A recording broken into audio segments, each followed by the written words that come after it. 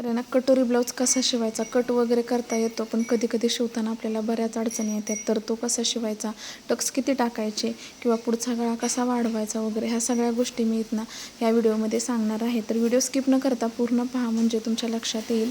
आणि सिल्क साडीवरचा हा ब्लाऊज आहे, तुम्ही बघू शकता. कॉटनचा असला आणि सिल्क असला तरी पण ब्लाऊज शिवताना आहे ना, लक्ष देऊन शिवला की सोपाचा असतो. सुरुवातीला तर योगपट्टी बघा, मी दोन्ही सरळ बाजू ज्या आहेत ना पिसाच्या, त्याच्यावरती ठेवून घेतल्या. त्यानंतर उलट्या बाजूवरती कटोरी ठेवली आणि उलट्याच बाजूवरती पण उभारणी ठेवली. मी असं का केलं, कारण आपल्याकडून उलटसुलट होत नाही. आणि ज्यावेळेस आपण अस्तर जॉईन करतो त्यावेळेस पटापट अस्तर जोडलं जातं, म्हणजे वेळ वाचण्याचं हे महत्त्वाचं कारण आहे. तर ब्लाऊज शिवायला घेताना आपण आहे ना, पहिल्यांदा बाहीच करायची. बाही केल्यानंतर पाठीची बाजू आणि पाठीची बाजू केल्यानंतर पुढची बाजू, म्हणजे ह्या ज्या गोष्टी स्टेप बाय स्टेप केल्या ना की आपला ब्लाऊज पटकन होतो, वेळ पण वाचतो आपला. तर अशा पद्धतीने तुम्ही बघू शकता, सरळ बाजू मी ठेवलेली आहे, सरळ बाजूवरती अस्तर ठेवलेलं आहे. दोन्ही एकावर एक ठेवून घ्यायचे, जेणेकरून आपली बाही एकसारखी होणार नाही, व्यवस्थित अशी येते. तर मी अगोदर टिप वगैरे मारून घेतले आणि त्यानंतर आपल्याला दाब टिप देऊन व्यवस्थित अशी जोडून घ्यायची आहे. तर सिल्क साडीवरचा ब्लाऊज आहे, त्याने आपल्याला बारीक बारीक चुन्या वगैरे येतात, तर तसं काही नाही आहे. शिवताना फक्त आपला हात व्यवस्थित ठेवायचा आणि लक्ष द्यायचं पुरेपूर, म्हणजे आपला ब्लाऊज चुकत नाही. ग्लू पण वापरतात, तर ग्लूने पण व्यवस्थित येतं बरं का, पण तरी पण थोडंफार आहे ना, नॉर्मल असं वाटतं की येतात का काय चुन्या, पण शक्यतो आहे ना, असं मी दाखवते बघा त्याप्रमाणे हात जर आपण व्यवस्थित असा ठेवला तर आपल्याला चुन्या गुड्या वगैरे काही येत नाही. डायरेक्ट आपलं लक्ष द्यायचं आणि शिवायचा. मग ते ग्लू वगैरे चिकटवायलासुद्धा वेळ जातो, तर तो वेळ जाण्यापेक्षा डायरेक्ट शिवायला घ्यायचं आणि पटापट शिवून घ्यायचा आता. आणि जो ब्लाऊज पीस आहे ना, तो आहे ना जास्त घ्यायचा, अस्तरच्या बरोबरीनं नाही घ्यायचं कट करून. जास्त घेतलं तर आपले ना बरोबर असं व्यवस्थित अशी बाही वगैरे येते आणि अस्तर जोडलं जातं बरोबर. आणि एक्स्ट्राचं कापड आहे ते लगेचच कट वगैरे करून घ्यायचं.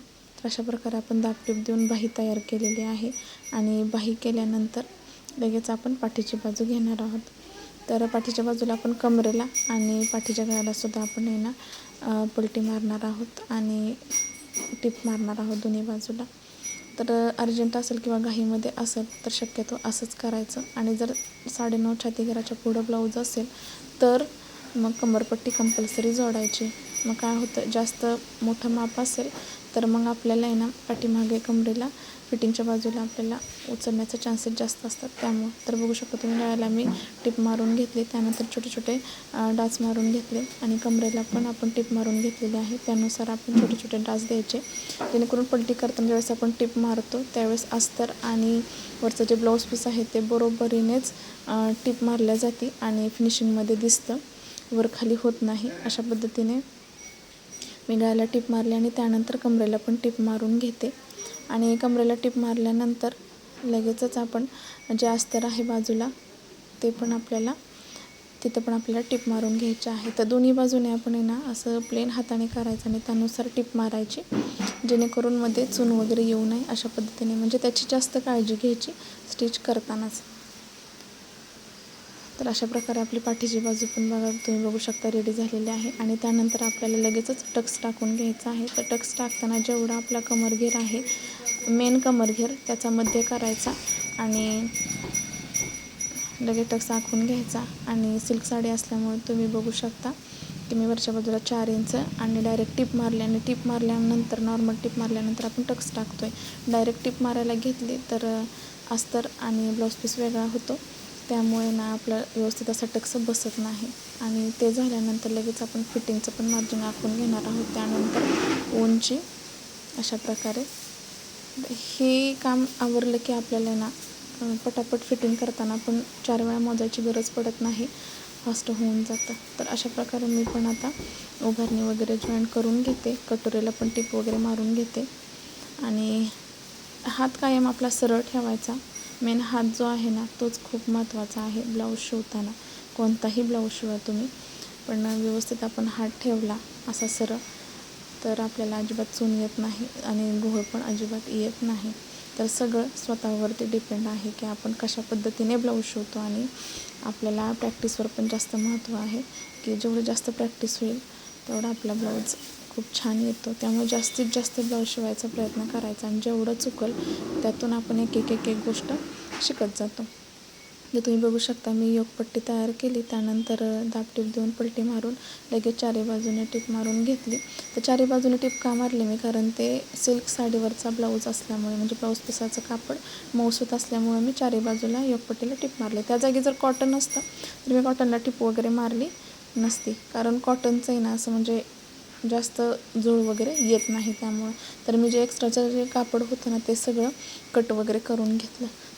तर सुरुवातीला सांगते बघा, जी उजव्या बाजूची उभारणी आहे ना त्याला उभारणीवरती कटोरी अशी ठेवायची आणि त्यानंतर जॉईंट करायची आणि दोन्ही बाजू व्यवस्थित अशा जोडायच्या. कोणतीच बाजू खेचायची नाही. जेवढ्या हलक्या हाताने येईल तेवढ्या हलक्या हाताने जोडायची. तर ते जोडून झाल्यानंतर लगेचच एक दुसरी टिप मारून घ्यायची. जर आपण एखादी बाजू खेचली तर एखादी बाजू वर खाली होते आणि त्यामुळे आपला ब्लाऊज उंचीला पुढचा कमी जास्त होऊन जातो. त्यामुळे तसं काही करायचं नाही. तर आपली कटोरी बघू शकता व्यवस्थित अशी जोडून झालेली आहे. तर लगेच आता दुसरी कटोरी ठेवायची आणि त्यावरती उभारणी ठेवायची, किंवा खालच्या बाजूने जोडली तरी चालते, तसं काही नाही आहे. तर आता आपले दोन्ही पण कटोरी वगैरे जोडून झाली आणि दोन्ही बाजू सोबतच करायच्या, जेणेकरून एकसारखी जी बाजू असते ना, म्हणजे एक बाजू केली आपण त्यासारखी दुसरी बाजू होत नाही. त्यामुळं दोन्ही संगच करायचं, उलटसुलट पण होत नाही. तर आता आपण कटोरीचा टक्स टाकून घेतो आहे बघा.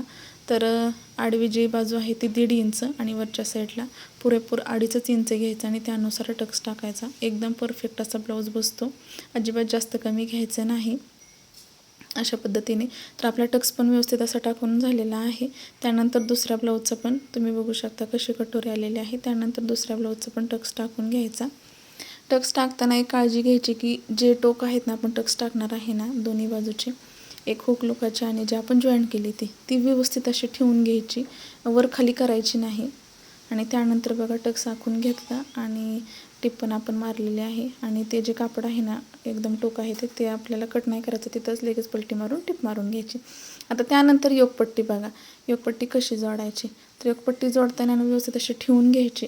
तर नॉर्मल अशी कटोरीची जी पुढची बाजू आहे ना उभारणी, ती किंचित सरळ करून घ्यायची आणि सरळ केल्यानंतर उभारणी अशी जोडायची. जे नॉर्मल असं राहतं ना उभारणीचं कापड ते कट करून घ्यायचं, जेणेकरून आपली ना उभारणी आणि कटोरी आणि खालची योगपट्टी ना व्यवस्थित अशी सरळ दिसते आणि फिनिशिंगमध्ये दिसते.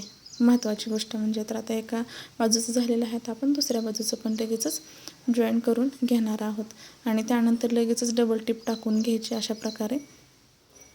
तर ब्लाऊज शिवताना म्हणजे ना खूप सोपा ब्लाऊज आहे. फक्त एक नॉर्मल असं थोडं लक्ष दिलं ना की ब्लाऊज आपल्याला परफेक्ट असा जमतो. एकदम नॉर्मल चुका असतात ना त्या पण लक्ष देऊन करायच्या. तर त्यानंतर आपल्याला आहे ना लुकाची पट्टी करायची आहे. तर लुकाची पट्टी करताना काय करायचं, वरची जी गळ्याची पट्टी आहे ना आणि योगपट्टीच्या बाजूला तिथे ना आपण जिथं आपण लुकाची पट्टी लावणार आहोत ना तिथे ना सरळ बघून व्यवस्थित असं जॉईन करून घ्यायचे. नॉर्मल तिरका असेल तरी किंचित असं तिरका असेल तर आपण कट करून घ्यायचं. आता इथं बघा दाखवते मी. आता इथं आपण हुकाची पट्टी करणार आहोत.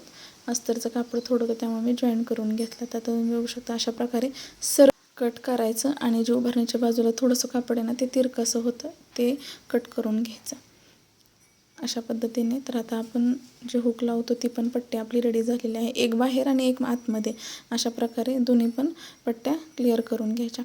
त्यानंतर आता आपण यांना पुढचा गळा बघायचा. अगोदर उंची बघायची 13 इंच आहे आणि त्यानंतर उभारण्याच्या तिथं टेप म्हणजे मेजर व्यवस्थित ठेवून तिरकं आखून घ्यायचं, जेणेकरून 6 इंच मोजायचं आणि त्यानुसार 2.5 इंच गळ्याच्या बाजूला आखायचं, चौकोन आखून घ्यायचं आणि त्यानंतर राऊंड शेप देऊन व्यवस्थित अशी टिप मारून घ्यायची. टिप मारली की कापड वर खाली होत नाही अशा पद्धतीने आणि त्यानंतर टिप मारल्यावरती ते राहिलेलं आहे ना मार्जिन ते कट करून घ्यायचं आणि त्यानंतर आपण इथे ना गोट घालून घेणार आहोत.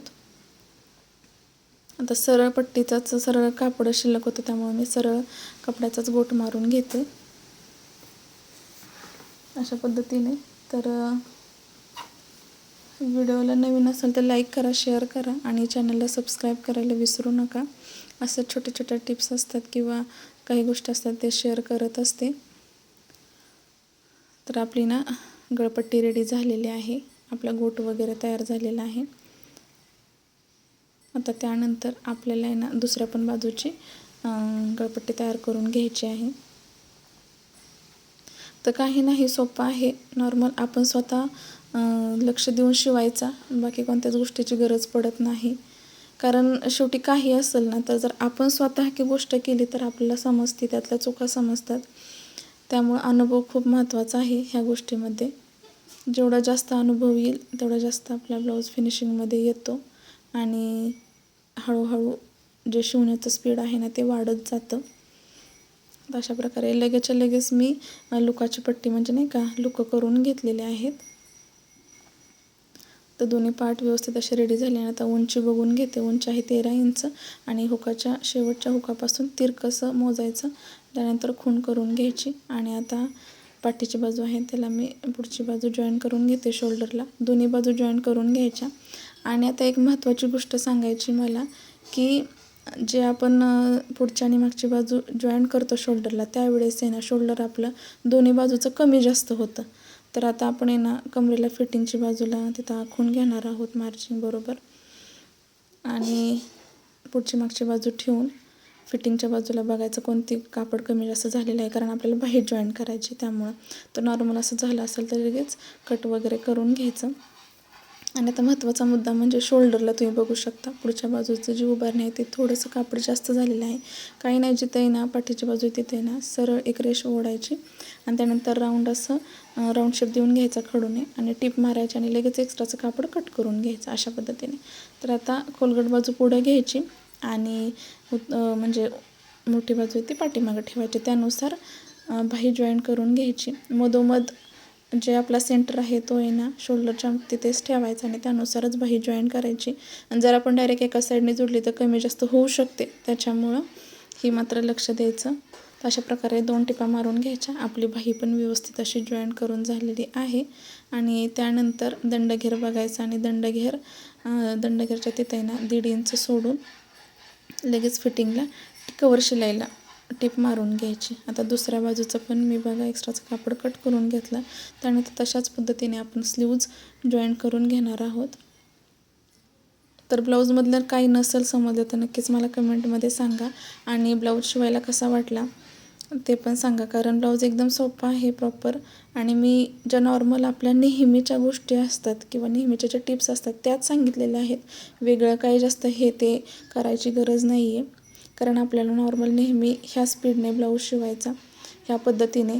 मग आपल्याला आहे ना पटापट ब्लाऊज आपला शिवून होतो, कमी वेळेत पण आणि वेळ पण वाचतो. अशा पद्धतीने पाऊण तासामध्ये अर्धा ते पाऊण तासात आपला ब्लाऊज रेडी होतो बघा. अशा पद्धतीचा जर नॉर्मल असेल तर, डिझाईन वगैरे असेल तर एक 15 मिनटं जरा जास्त. जर मी जी पद्धत सांगितलेली आहे त्यानुसार तुम्ही नक्कीच ब्लाऊज शिवून बघा, व्यवस्थित येतो. आणि काही अडचण आल्यास नक्कीच कमेंट करा, तर मी नक्कीच उत्तर द्यायचा प्रयत्न करेल. तर आहे ना फिटिंगच्या पलीकडे आपण 1 इंच कवर शिलाईला बघा टिप मारून घेतलेली आहे आणि फिटिंगला 1 इंच ठेवलेलं आहे. आणि जे एक्स्ट्राचं मार्जिन आहे ते कट करून घ्यायचं. आता त्यानंतर तुम्हाला सांगते पलटी करून आहे ना एकदम कडेला आपण एक मोठी टिप मारून घेणार आहोत, जेणेकरून कापड पुढचं मागं सरकू नये म्हणून. म्हणजे एक नॉर्मल मोठी टिप मारायची जेणेकरून आपली फिटिंग व्यवस्थित येते. आता त्यानंतर दंडघेर, मुंढा आणि छातीघेर आपला ब्लाऊजवरती ब्लाऊज ठेवून व्यवस्थित असं फिटिंग करून घ्यायचं. एकदम परफेक्ट आणि व्यवस्थितच बसतो. तुम्ही बघू शकता कसं आलेलं आहे आपलं छातीघेर आणि मुंढा. त्यानुसार मी सरळ रेषा आखून घेते आणि त्यानंतर फिटिंगला 3 टिपा मारून घेते. अशा पद्धतीने ब्लाऊज अर्ध्या ते पाऊण तासात नॉर्मल असेल तर रेडी होऊन जातो, काही अडचण येत नाही.